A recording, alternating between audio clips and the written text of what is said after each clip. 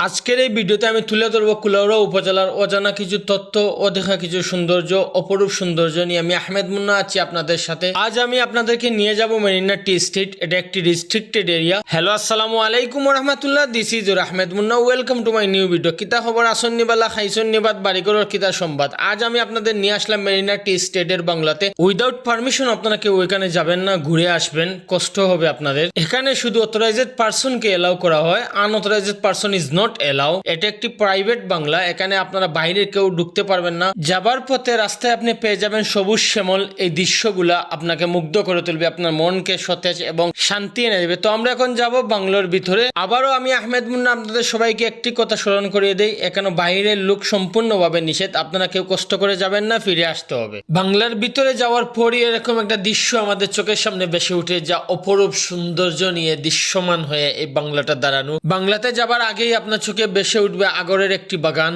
অনেক রকম ফল ফ্রুট দিয়ে এই বাংলা বাড়িটা সাজানো, তা আপনাকে মুগ্ধ করবে। বাংলার চারিপাশে রাখা ফুলের এই টপগুলা বাংলাটাকে আরেকটু আকর্ষিত করে তুলেছে। বাংলার চারিপাশে থাকা এই হরেক রকমের ফুল দিয়ে সাজানো এই বাংলা বাড়িটা মৌলভীবাজার জেলা কুলাউড়া উপজেলা থেকে 8 কিলোমিটার দূরে অবস্থান এই বাংলা বাড়িটার। হ্যালো এভরিওয়ান, আমি আহমেদ মুন্না আছি আপনাদের সাথে। আজ আমি জানাবো এই বাংলা বাড়ির সম্পর্কে অজানা কিছু তথ্য, অদেখা কিছু সৌন্দর্য।